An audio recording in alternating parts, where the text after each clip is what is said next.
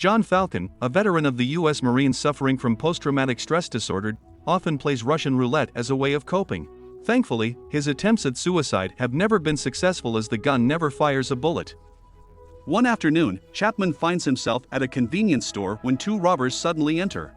Instead of being scared, Chapman advises the robbers not to shoot someone in the stomach to keep them alive. Brave and unfazed, Chapman takes the gun and points it at his own head, confusing the robbers. He then uses the tip of the gun to knock one of the robbers unconscious and proceeds to do the same to the second robber. The next morning, while resting at home, his sister Cindy pays him a visit. She plans to attend a friend's wedding in Chapman's hometown before returning to Brazil to work as an activist for a non-profit organization dealing with humanitarian issues.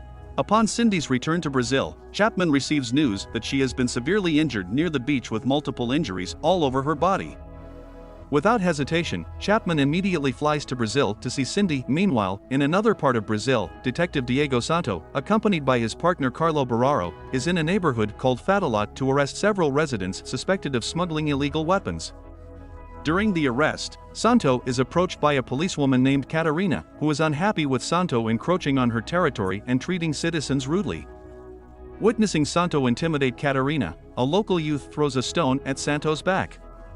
In response, Santo pulls out his gun and points it at the young man. The other youths in the area also aim their guns at Santo. To de-escalate the situation, Santo lowers his gun and challenges one of the youths to a fight as a way to reach an agreement. If Santo loses, he and his men will not return to that place again. The challenge is accepted by the residents of the favela. Bararo goes first, easily defeating one of the gang members with his proficiency in capoeira. Observing the victory, Santo loudly proclaims that one day he and his men will return. In Brazil, Chapman has arrived and is picked up by his friend and fellow veteran, Manny Ridley, who is also a diplomat. Chapman immediately visits Cindy, who is receiving treatment in the intensive care room. It pains Chapman to see his sister in such a helpless condition, and he is reminded of the suffering he witnessed during his time in the wars. At the hospital, Ridley introduces Chapman to Santo, who is handling Cindy's assault case. Ridley convinces Chapman to stay calm and trust Santo to handle the investigation. However, Chapman insists on being involved and asks Santo to take him to the crime scene where Cindy was found. Upon arriving, Chapman is introduced to Catarina, and with quick reflexes, he grabs her gun and points it at a car because he heard an explosion coming from the car's exhaust. Realizing that Chapman is no ordinary man, Santo asks Catarina to keep an eye on him.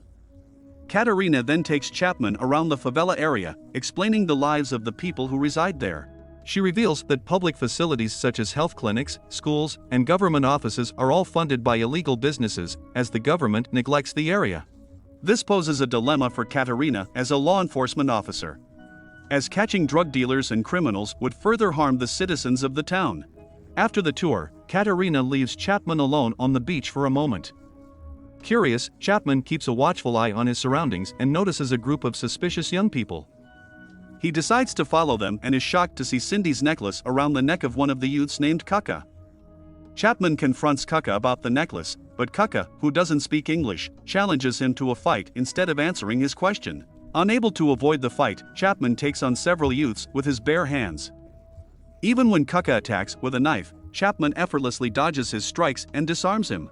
Suddenly, Catarina appears, pointing her gun at Chapman, causing him to lower the knife he had placed on Kaka's neck.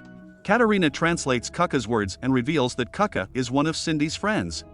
Kaka shows Chapman a photo of Cindy and explains that Cindy had given the necklace to his missing younger sister. It can be assumed that the person who attacked Cindy is the same person who kidnapped Kaka's sister. Before leaving, Kaka gives Chapman a notebook that belonged to Cindy, hoping it may contain clues to finding the culprit. After examining the notebook using carbon paper, Chapman discovers the phone number of a photographer who recently worked with Cindy. The following day, Chapman meets the photographer at a cafe and interrogates him. The photographer reveals that Cindy was investigating a conspiracy related to human trafficking but refuses to provide evidence of the assault on Cindy. In a daring move, Chapman secretly takes the photographer's flash drive before bidding him farewell. Unexpectedly, as the photographer enters his car, the vehicle explodes. The photographer died in the explosion, and to make matters worse, a car suddenly stopped in front of the cafe, and the people inside shot at Chapman. Luckily, he was able to dodge the bullets and take the gun from the injured guard. He returned fire with precision, causing them to flee. Chapman then went to Ridley's office to check the photographer's flash drive, which contained pictures of Cindy with a man in a nightclub. This man was supposedly connected to the attack on Cindy. Ridley remembered a group of Yakuza who had lived in Brazil for 30 years and were known for being sadistic criminals. It was likely that Cindy knew about them and had conducted her own investigation. Chapman went to the nightclub to find the man he was looking for. He followed him to the restroom and attacked him, forcing him to reveal the address of the person who had hurt Cindy. The next day, Chapman and Ridley went to the address. Meanwhile, Santo and his fellow police officers were preparing to raid a residential area in the favela to arrest drug dealers.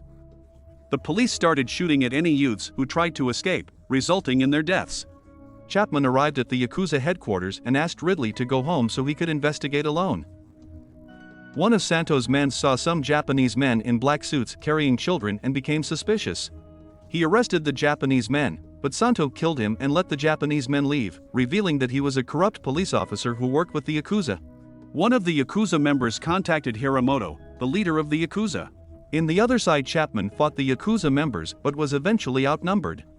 Santo and Bararo then pointed their guns at Chapman, but he showed them a briefcase containing evidence of the Yakuza's crimes in human trafficking. Chapman realized that Santo had slipped up by mentioning Mr. Lima's name, which he had not mentioned before. He hid in Santo's car and followed him to a dock where he found the warehouse where the kidnapped children were being held. Chapman called Ridley for backup and attacked the Yakuza members one by one. He fought Bararo and Santo, easily defeating them. Hiramoto also joined the fight, but Chapman managed to defeat him as well. Ridley and the police arrived at the docks, and Chapman freed the children. In the end, Chapman faced the problem of healing Cindy's internal wounds, but luckily, Ridley was willing to help pay for her treatment. The condition was that Chapman would join the State Department as an agent under the pseudonym Falcon, the name he used while serving in the military. With no other option, Chapman agreed. Hope you liked the video. Please smash that subscribe button as well as the bell icon to never miss an update. Take care, guys.